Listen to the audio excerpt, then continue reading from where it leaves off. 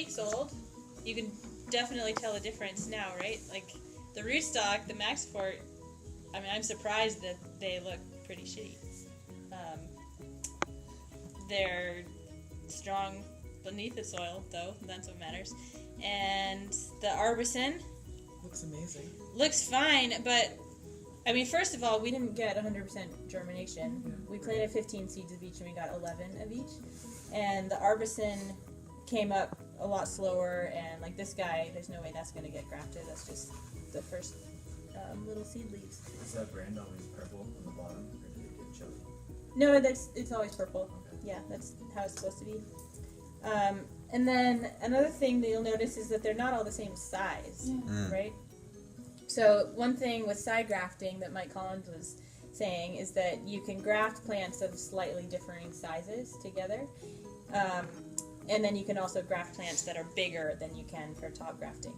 And here we have the options we have are 1.5 millimeter and 2 millimeter grafting clips. So that gives us a tiny bit of size variation that we can play with.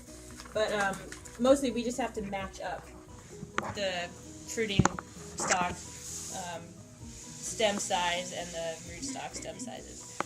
And yeah, we just have to do our best. And some we might not end up matching them all. I don't know if, like, I'll save this one to the last. I'm not sure I'm going to graft that one. It's very little, not as vigorous as the others. So I'll do one or two. Were they not warm enough at night? Well, there are a lot of things. Yeah, they were just growing under here. Ideal temperature is 85 with 80 to 90% humidity. This is room temperature, 68 at most. They were getting good light. They weren't getting consistent moisture. I was watering them maybe twice a week, and that watering can is kind of dribbly and not very even. So there are a lot of factors that were out of my control that made them like this. But I can't really say that. Maybe they would have germinated like this anyway. Plants have a lot of variation. Maybe not. I expected 100% germination from the Maxifort, but I probably shouldn't have. They're not all going to germinate, and that's funny that you get 11 from each and not like 12 or 13 from one. No, I think I got 11 from each. What was the rate from the test? Does it say on the packet? That's what I was looking for. Was that's a good question. Were they both at the same ratio? I was wondering if they had the same germ rate. No, I doubt that they would. Okay, so Maxifort, 93% germination on March of 13. So they're a year old, and a year ago they had 93% germination. So that tells me not to expect 100% right off the bat. And yeah, what else am I doing? No, that's it. Okay, so I have here a very sharp razor blade. This is what I use to prick them out. And then I'll set them on this paper for starters.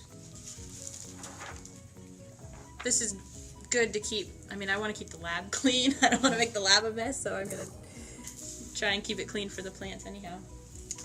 And then, like Mike Collins does, I'll put the fruiting stock on my right and the rootstock on my left, so I'm not going to get confused.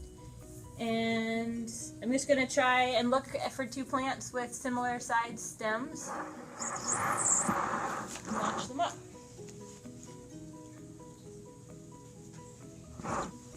That's Arbison, that's the fruiting stuff. And then this root stuff.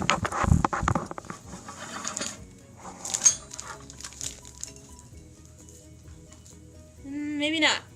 The rootstock stem is pretty thin. Can you all see? You should get really close up and see.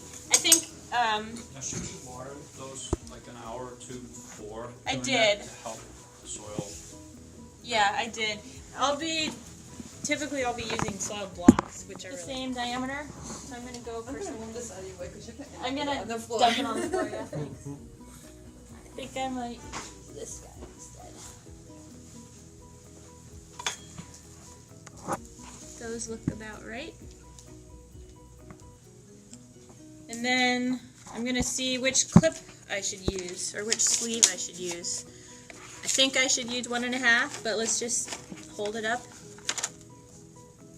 And see, these are pretty skinny little guys.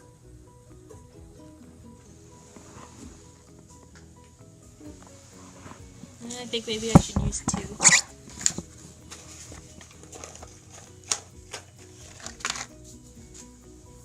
These are a little fatter. They should be different colors.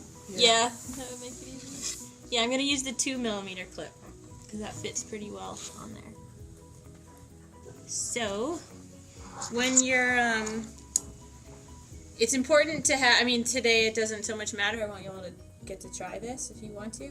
But it's important for one person to do all the cutting for all of your tomatoes because that one person is going to tend to make the same cut over and over and over again the same way. And it's not crucial, but it's important to have your cuts all be the same. So if I were side grafting, I would do like he did, and I would line these 2 up so they're really close and then shove them together. But that doesn't matter for now.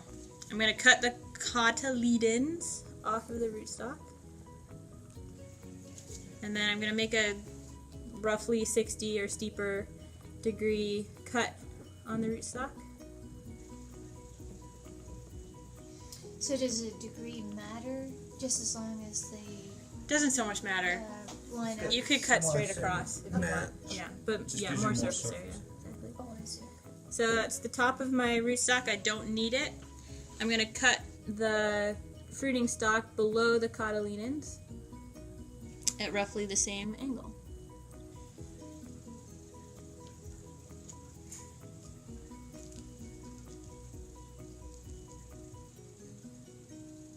Oh, that's making me nervous. I know. I think I'm going to do it this way. Press it down.